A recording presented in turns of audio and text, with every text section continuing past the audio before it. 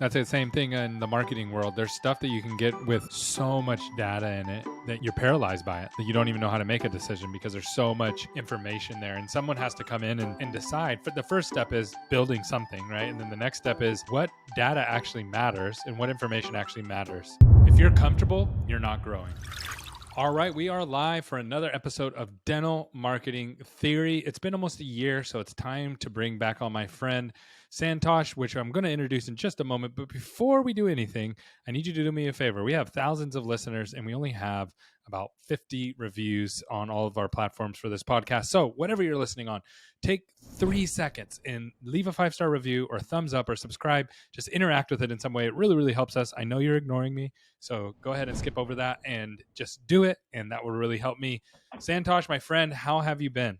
Oh, Gary, I'm doing well, man. I appreciate the invite and hope you're doing well. Definitely. I've definitely been staying busy, that's for sure. And I know you have too. The reason that I wanted to bring you on today was your company, Complete Specialty. The last time we talked, I'll just do a brief overview. We talked last time. You said you had a service that you were helping people fill in for specialty, and people, you would help offices be able to get specialists, fill in those days that they needed, and you would kind of do all the heavy lifting. That was the last conversation we had about a year ago. But since then, you've come out with some software to help offices be able to fill in the gaps without your services and even see if they need a specialist and how much treatment they're losing, and through specialty and through referrals and through not taking advantage of those opportunities. Did I get that right? Is that kind of where you guys are at? Yes, that's exactly right. So, so for the last really 4 years, our focus has been heads down just on services, really just integrate just a comprehensive solution to dental groups and practices. Hey, before we go any further in the show, I need you to visit a website for me, dentalmarketingmanager.com. If you're a dental office that has somebody managing some of your marketing internally, it's so important that you get them trained. And right now, there is no standard. There is no set of KPIs that people use to build out this position. And so it's been a little bit like the Wild Wild West, but we're aiming to change that.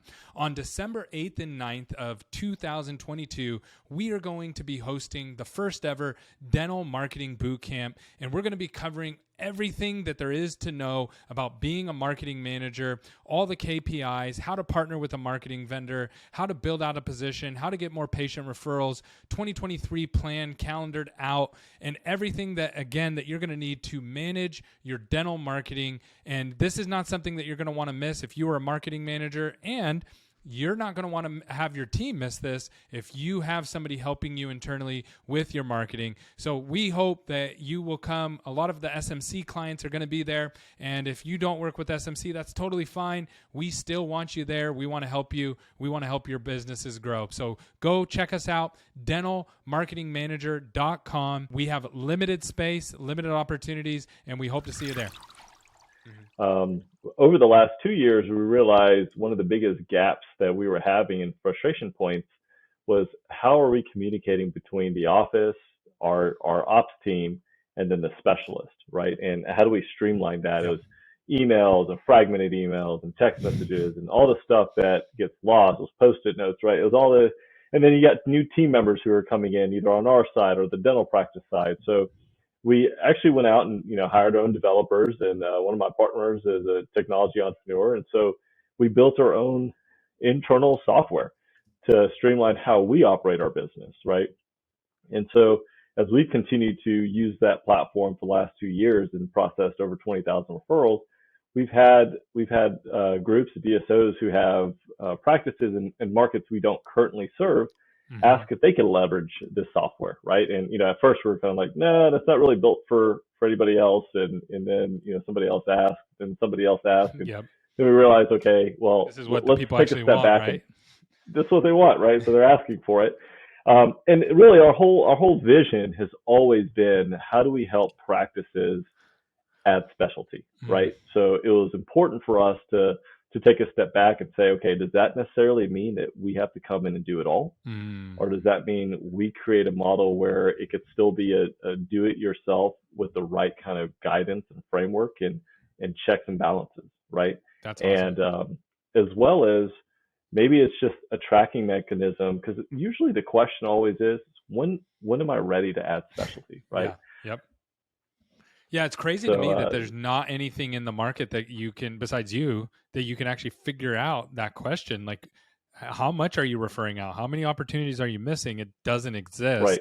And so you guys closing that gap is huge. Also, I feel like we're on kind of the similar trajectory, because at SMC we do marketing, dental marketing for patients to Hmm. attract patients. To do that, we needed software that didn't exist, that integrated with Right. PMSs. And so we started building it. And now we get more requests for just the software than we do for the marketing Software. services. And that's Right. the future of where we're heading as well. And it's just Yeah. fascinating to see both companies doing that. The last time we talked, how many team members were you at as a company? Gosh, I mean, we were pretty early in our growth. We were probably at 30, 35 team members. And how And many are you at now? You're at we're about we're 70? over 70 now. Yeah, Wow. yeah. So you've It's been a lot of growth, more and than doubled the team in the last year, less than a year. Tell me a little bit about mhm. that growth. How's that growth been on you? What have you learned? What's been hard about it? Yes, the last few months, right? Just like industry wide, it's been challenging from an RDA staffing standpoint, a clinical operations standpoint, and so we've struggled a little bit in how, because our model is travel, it's heavy travel, right? So with gas prices being high, it was Mm, difficult to initially go out and recruit. Thankfully, we had kind of less than normal, I would say, turnover, and so it was also then our existing team members going out and recruiting other team members to come in. mm, But it was important for us to actually take a step back and realize what else can we do on the culture development side, because as much as sometimes we think we're doing enough, we really are not, right? And so it was a good reflection opportunity for us to come back and say, okay, what can we do that's more focused on building this environment of this organization that people want to continue to work with. what were some of the Um, biggest things that you worked on? What were some things that you found opportunities for growth? I think the first step was really our organization chart, right? So Okay. I'm a DEO member, Yep. and that's one of the things they really kind of harp on is, if you have visions of growing, build your foundation, right? So get your foundation first. And the more we sat down as leaders and founders, we realized, okay, this is what we believe and perceive to be a strong foundation. And then we go out and speak to our managers and then our frontline team, and we find out that really they want a clear understanding and path, the hierarchy for growth, Yeah. and in understanding some clear checkoffs, right? So if we can complete these competencies, where does that position us for the next growth stage? And Yeah. so that was the most important part, right? I think we're having one-off conversations with team members and folks, and it wasn't until we kind of took a step back, and we're still building it, right? Like we use kind of Miro board as our digital whiteboard. We're always Yep. moving that thing around, and just to kind of get it, better succinct to our vision and our goal. But that's one of the biggest areas where I think sometimes, and I know we neglected it, right? And truthfully, like that's Mhm. something that if we hit a reset button, I just would not start an organization without thinking through what that hierarchy would look like. It's so funny. I And just so, posted something today, and it's gotten actually last night, and it got some good traction on Facebook and LinkedIn. I said, it was just a picture that said titles have meaning. And I posted on there. When I first started, I didn't care about titles, and I really yeah, struggled. I was just like, whatever, you can have whatever title you want. What do you want to be? Oh, I want to be this. Cool. You right. can do that. Doesn't matter if it aligned with what they actually did or their skill set. And someone commented on there, is actually Jody. She said, yes, people who are willing to do anything to be successful are typically don't care as much about titles, and that's usually founders, Title. right? Where it's like, Right. whatever, I'll be a account manager, I'll do sales, I'll be a project Sure. manager. It doesn't, I don't, I would, yeah, yeah. I'm chief everything officer, right? CEO. I'll do it whatever it takes. But most people don't have that mindset. 99.9% of people don't have that mindset inside your company, nor Yeah. should they. And so not providing those titles and not creating that clarity around who goes where and who does what, it really it wreaks havoc on a company. And I didn't realize that early on. And once I got Mhm. clarity around that, it really helped us, because it helped me not only provide that clarity, but it also helped me provide motivation. I realized some of our Right. team members are more motivated about their title than they are about their Yes. pay. and Absolutely. more motivated with the opportunities than they are with maybe something else that I thought was more valuable. So that really helped me, and that's interesting that you brought that up. Was there any other culture plays that you saw that, man, we did this and it really helped our team? I think one of the things that we're trying to drive back down to is, again, another eye-opening moment, right? So going back to core values, who really knows our company's core values, right? Yeah. And you go out and so what is it that we're doing on our onboarding process to really embed our culture value, as well as ensuring that team members' needs are being met across the board. And so that's been a component of like we're looking at different software solutions, kind of streamline and digitize that process. But we don't want to take out the human element of who we are as a company, and making sure that we also are tying back into that and going through the mantra. Like we want to go through the mantra of for our leaders, like inspire, instruct, and inspect, right? And so using that 3 leadership principles, and being able to inspect that they're getting to their next goal and checkpoint. And it's not an inspect in the sense of micromanaging. It's making sure that they're also kind of coming up with their goals are, and how are we checking throughout the process that what are the guardrails that they need and support they need to kind of get to their next phase. What were those 3 things again? Inspire and inspect and what? Yeah, so inspire, instruct, and inspect. And so, our goal is to kind of help inspire our team, and that's by learning kind of what does inspire them, right? And sometimes that is titles, and oddly enough, sometimes it's the $5 name badge that has their name and their title, and that they can walk in proudly to an office and present. And again, like that's something that we just didn't think about. We overlooked it, right? And so it was neglect early on, and it was helpful for us to kind of just get that feedback from our team members. And thankfully they don't, they're not shy about sharing their feedback, which is kind of, actually something we're proud of. Yep. And then that means you haven't fired a bunch of people publicly for saying things out loud, right? That's what that means. Yeah.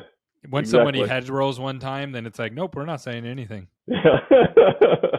Yeah, that's exactly right. I mean, we gotta kind of embed that culture in, and of openness and communication. We're not perfect, right? Like I'm not perfect. My team's not perfect. We're just not perfect. We're all going to stub our toe, and how do we kind of bounce back from it? That's so cool. So inspire, instruct, inspect is kind of what we try to go by. I love that, and I think it's perfect. It's perfectly said. I'm definitely going to be using that. So tell me a little bit more about your software. Where are you guys at as a company right now? Who are your clients? How are you interacting with your avatars?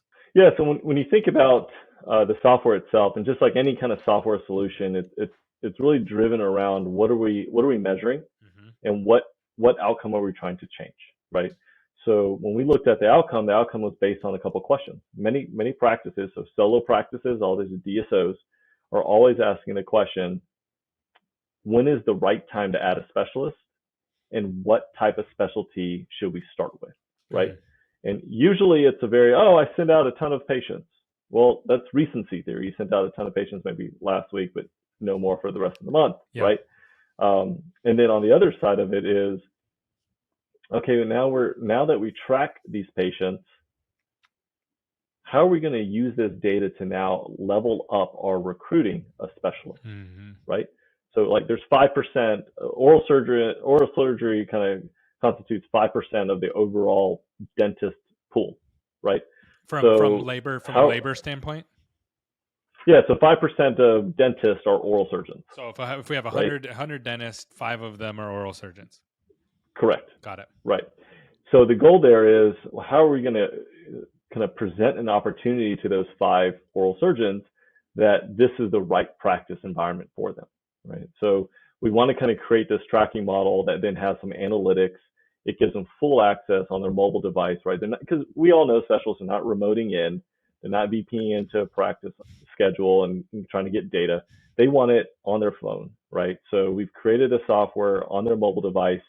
They can see the referrals, swipe left if they want to do it, press green, swipe right if they think that this is a case that maybe needs to be referred out. Tinder for specialty.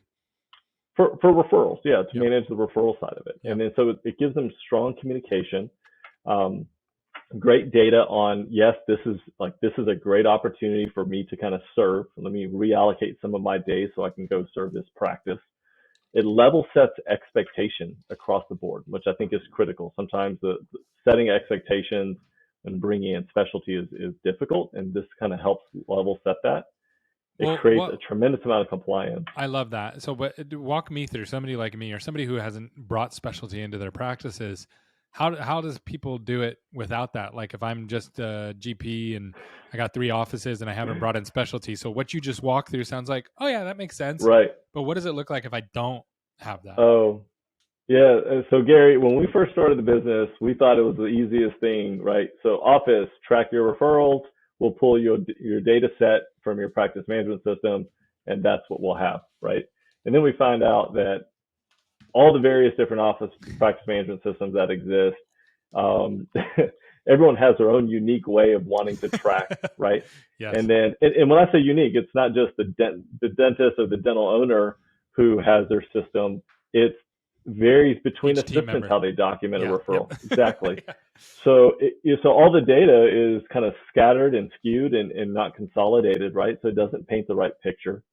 And this is even for referral outs, right? So if they're sending a patient to an endodontist down the street, they're waiting to get information back to say, okay, now I can restore this case. Well, where was that patient's name, right? Was that on a referral pad? Was that on a business card? Was handed to the patient? So how did we track that? And we ultimately found that, very few, maybe 5% of practices are truly optimizing their practice management system to document effectively. But even if they did that, how are those referrals going over to the specialist in a succinct manner, right? So that's kind of a big reason why we built our models. We took 5 front desk employees and that work with us, and we said, you build it for us. You tell us what you feel like would actually work and would be adopted, right? There's some tremendous referral platforms out there already that specialists buy and they give their referring GP offices. But they're very, in my opinion, they're very robust, right? So like there's so much information that's being requested that a lot of times the adoption falls off, right? Yep. That's the same thing in the marketing world. There's stuff that you can get with so much data in it that you're paralyzed by it, that you don't even know how to make a decision because there's so much information there. And someone has to come in and decide. For the first step is building something, right? And then the next step is what data actually matters and what information actually matters. Yeah. There's a lot of we wish we could have, right?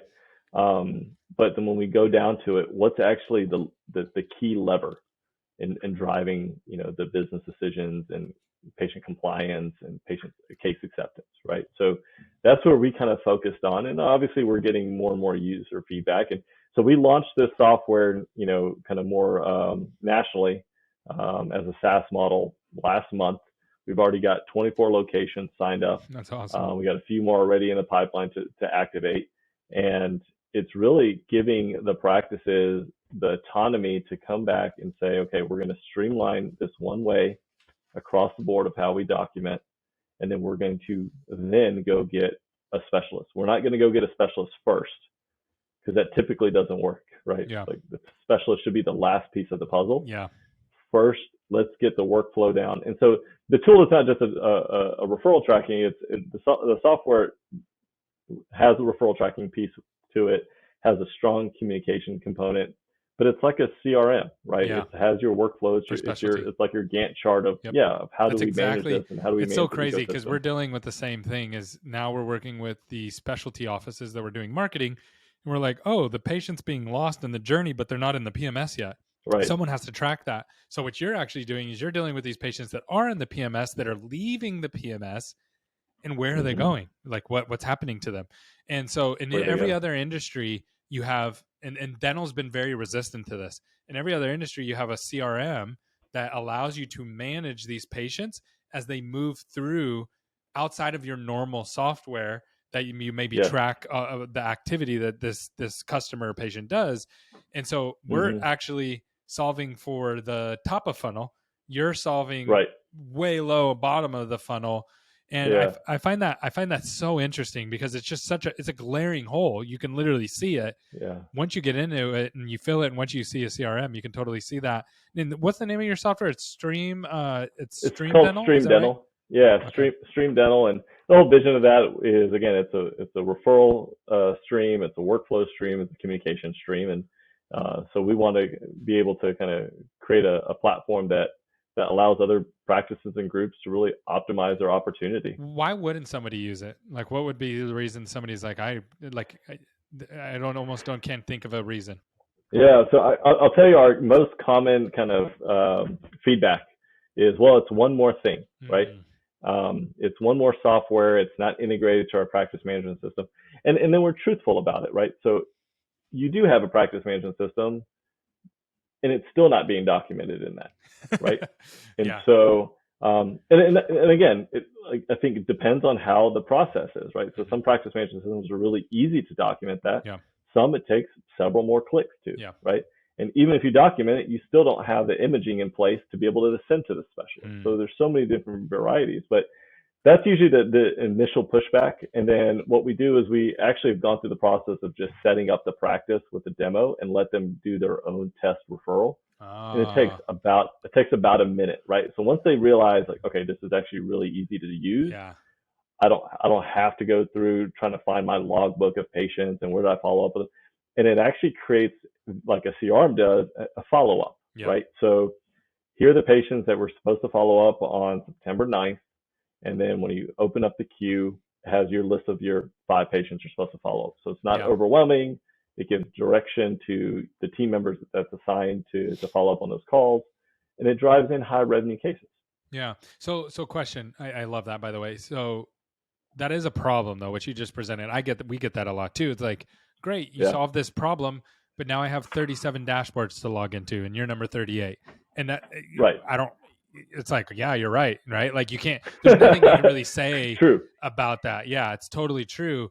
But what I see happening because of the way the PMSs are structured and all the data is structured in the warehouse that a lot of the data lives in, like you have all these companies like what we're doing, what you're doing, and there's other ones as well. We're not doing this because we're like, man, we're gonna go make a ton of money. We're like, no, there's like a Yeah, legitimate problem. My business can't function without this. My clients can't function without this. I'm crazy if I don't do this. So we're like yeah, building these workarounds, but eventually some of this stuff has to start working together. And I know you may not have the answers and I might not have the answers, but I was just curious on like, how do you see that kind of playing out? Do you see it playing out? Do you see somebody solving it from a different angle, or what are your thoughts on you that? know, I think the technology piece is going to continue to evolve, right? And I think there's going to be some mechanisms where those kind of collapse down with APIs, and it can kind of formulate into one or two. But I'll tell you my exact conversation I had with an office manager about 2 weeks ago that said, "Hey, it's just one extra thing, right?" Where her phone was out on the desk, and she has an iPhone. Says, "Hey, open up your phone real quick for me," and she shows me her phone, right? And there enough, there are so many apps on Yeah. her phone. I go, so on your phone, you've kept the apps that you feel are important, viable, feasible, and help you through your day-to-day decisions, right? Yeah. And And then that's you from organize shopping them. to You put them food. in folders. Yeah. Right. Yeah. Some you use every day, some you use once a month, some you use once a week.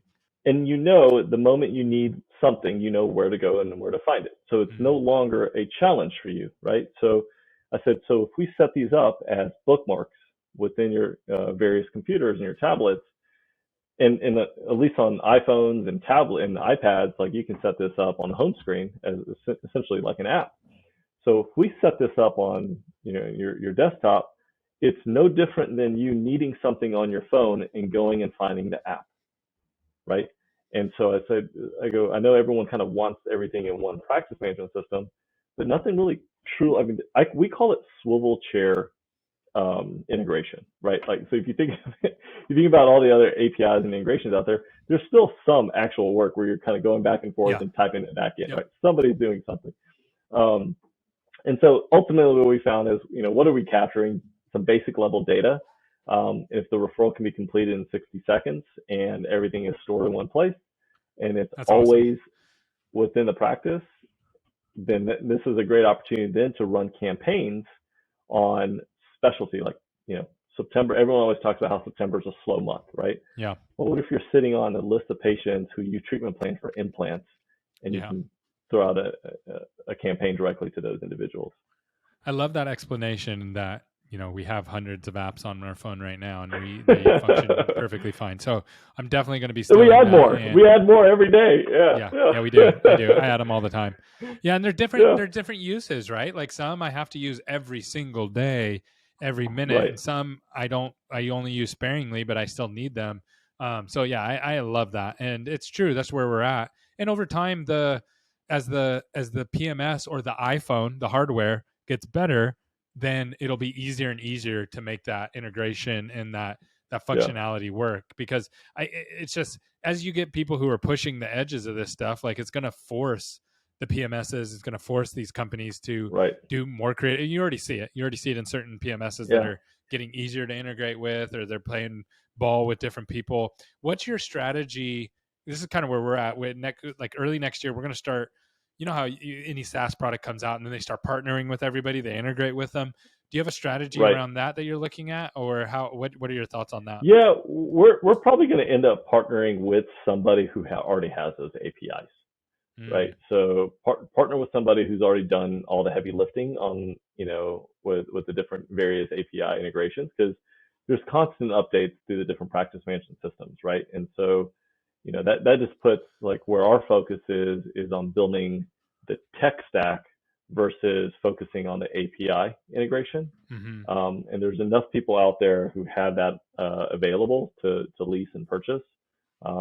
So, I think it's our way of at least kind of in at least the next 2-3 years to work smarter. That's awesome. Now you have a podcast coming out soon, or you had one just start? My own? No, I haven't had one start yet. I need to. I just got the upgraded AirPods, right? So I thought I just had somebody, one of my team members said, "Oh, he's starting his podcast soon," but they were probably talking about somebody else. So what? So what's next for you guys? What's the next thing that you guys have coming out that people should be excited about? Yeah, so really, we're currently in Texas mainly, right? So we're excited about going out to a couple other markets. We're looking at Chicago, Atlanta, and Charlotte for our full service model. So we're excited to kind of expand out to those markets. And then we're just really excited to continue to help practices integrate Stream Dental, so then we can determine what's the next future market for us to be able to kind of continue to support, right? So I know that like there's always growth and visions. The way we've kind of mapped it out is the first step is let us kind of focus on our core business, right? Let's launch and successfully activate Stream Dental, while that will continue to support the core business. And then let's just continue to listen, right? So as we launch Stream Dental, let's just go back and ask our clients. It's, oddly enough, every time we go out and meet with more groups and dental practices, the first thing they ask us is, "Hey, I know you're finding specialists for us. Can you also find general dentists for us?" Right? Yeah. Can you? Yeah. So it's like, well, that's again not our core competency right now. I don't know if we want to go down that path, but maybe we do a vertical integration of a company that also recruits, general dentists. Yeah, hygienists too. Because we want to help. We want to help our clients have dentists in the practice to support our specialty referrals. Yeah. And so, we again kind of working backwards on what are our end users asking for, and do we have the capacity, right? A lot of times it's capacity. Do we have the capacity to add more new services? Yep. And before we do that, just really focusing on what we're doing now, I think is critical for the next at least 12 to 18 months. As you're talking about capacity, I know one of the things that every company runs into, obviously on the dental side, it's short on dentist, hygienist, but in the tech world, it's programmers, right? It's developers. It's people who can come in and actually build out the things that you're building. How have you tackled that? How have you been approaching that? It's been tough, right? I mean, so we have two developers that are on site in Austin, Texas, right? And they're amazing people. Just, they've been with us through this whole journey, and they've just been phenomenal to work with. But, there's constant desires and enhancement needs that we want to make.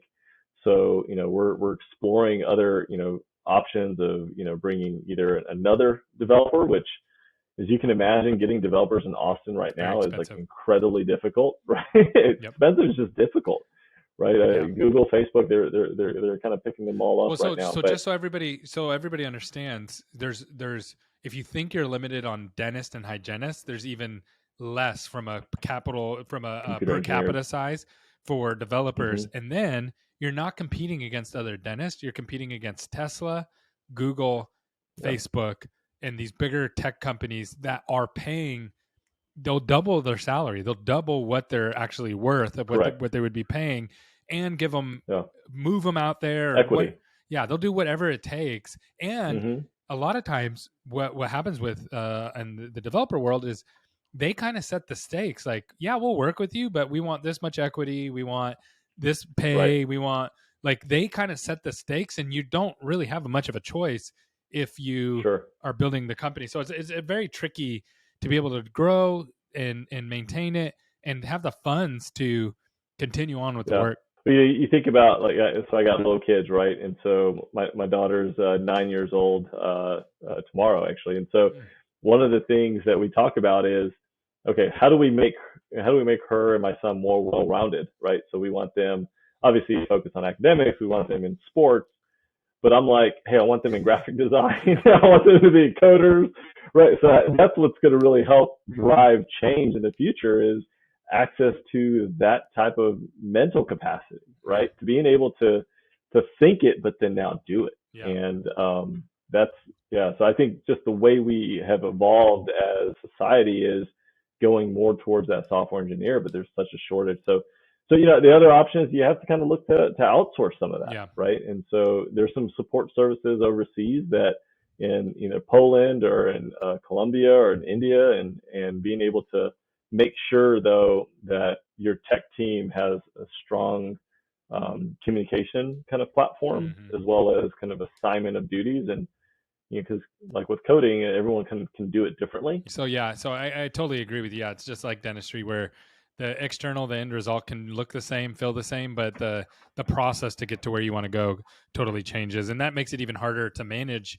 especially when you're not a developer yourself, right? So it's definitely, it's not an easy thing. So what you've been doing is a hard thing. It's totally different than the first problem that you were solving, even though it's related. So kudos to you for figuring that out. Anything else? Anything I forgot to ask you about, or any topics that we didn't cover? Let's see. I mean, we've always kind of talked about the value add of specialty, right? I mean, I think, what else is our? It's okay if the answer is no. I can't think of anything right now. Yeah. How can people connect it with you if they want to learn more about your business? Yeah. So, feel free to email me kind of directly. It's Santosh, SANTOSH @completespecialty.com. You can also go to our website, completespecialty.com, and there's kind of a contact form there, and that will get to our team members as well as me. If anyone wants to kind of write in there, that they heard this podcast on Gary's site, and so I'm happy to kind of reach out to them personally as well. But my main goal is to help educate as well through this process, and that's always what I've always wanted to kind of just provide and give is the learning curves that we've had to go through. And as people are kind of building up their practices and DSOs, there's a lot of same store opportunity that's attractive to anyone in this industry, and being able to kind of create this. And so we're excited about where this trend in this industry is headed. That's awesome. Yeah, you did a great job. And if you have any questions, reach out to Santosh. He's one of the nicest guys in the world. Always love catching up with you. Great job today. I appreciate it, man. Thank you so much, Gary. You have a great one. You do.